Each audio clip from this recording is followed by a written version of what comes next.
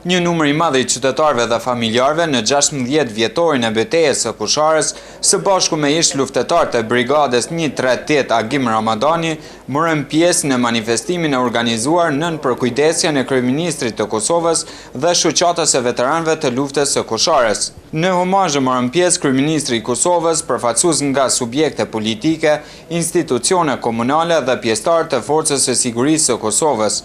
Kryeministri Mustafa tha se betejë e Kusharës ishte betejë historike dhe vendimtare për luftën për lirinë e Kosovës. Ai premtoi se shumë shpejt do të përfundojë edhe projekti për ndërtimin e memorialit në këtë vend. Në 9 prill të vitit 99, nga brigada 138 Agim Ramadani, shënon njërin prej fitorëve më domethënëse të luftës së ushtrisë shqiptare të Kosovës. Në aspektin e luftarak, betejë e Kusharës përbën fillimin e luftës frontale për shtërimin e Kosovës. Ajo shënon jo vetëm një fitore ushtarake dhe morale të UÇK-s, por një hapje të rrugës për furnizim e armatim, mbështetje logjistike të shumë zonave të luftës brenda Kosovës, duke filluar kështu shënimin e fundit pushtetit serb në Kosovë, si dhe agun e lirisë së shumë pritur, për të cilën popullit Kosovës ju dashën shumë vujtje, sakrifica dhe flijime.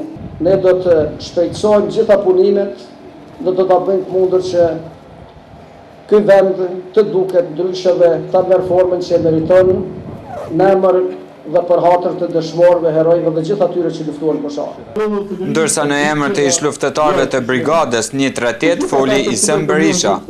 Sot, në 9 prill, jemi mbledhur në ditën e luftës Kusharës me kujtimin krenar dhe amanetin e bashkëluftarëve tanë, për të treguar se ata janë dhe do të jenë të gjallë për herë.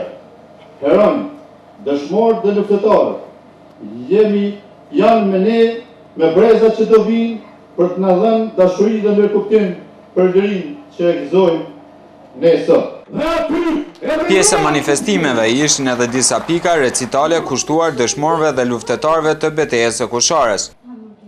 Familjarët e dëshmorëve thanë se janë krenar për sakrificën e më të dashurve të tyre, por në të njëjtën kohë nuk lanë pa kritikuar as institucionet shtetërore, të cilat edhe pas 16 vitesh vizitorët duhet të përbalten për të arritur te kompleksi memorial akoma i papërfunduar. Me krenari, dhembje dhe e turpruar. Kjo them arsyen, pse një vetëm të turpruar, nga që kemi duruar ka gjatë, kemi shpresuar ka shumë në institucionet e Kosovës, se do bëjnë më shumë për këtë vend, që e quajmë krenari kombëtare, në emër të së cilës janë mbledh me mira vota dhe kanë fitu parti të ndryshme, dhe sot pas 16 vitesh ne familjarët dhe bashkëluftarët e këtyre djemve që janë të shtrirë këtu, vim në përbalt dhe s'mund të ngjitemi deri këtu, nga që s'është asgjë e rregulluar. Nga buxheti i aprovuar deri më tani është punuar vetëm 10%, është ndarë. Sipas saj bie që për 20 vite të ardhshme ne duhet të presim që të ndërtohet ky kompleks. Unë e një veten shumë mirë. Kam kënaqësi që e ka dhënë jetën për këtë Kosovë, për pavarësinë e Kosovës, për shtetin e Kosovës, e për liri, a me një punë për një vetën shumë lekësht, e shumë mërzi, që rrugë jo, kur ju merret jo, që 16 vite pak turpo për shtetin tonë. Me 9 prill të vitit 1999 në historinë e Kosovës u shënua një ndër betejat më të rëndësishme, ajo e Kusharës, e cila për herë të parë hapi kufirin shqiptar. Pas luftimeve të ashpra me forcat serbe, ranë 114 dëshmorë dhe u plagosën rreth 350 ushtarë nga radhët e UÇK-s. Po ashtu heroikisht ranë edhe komandanti Agim Ramadani, Sali Çekaj, Abaz Thaçi dhe Xhemail Fetaj.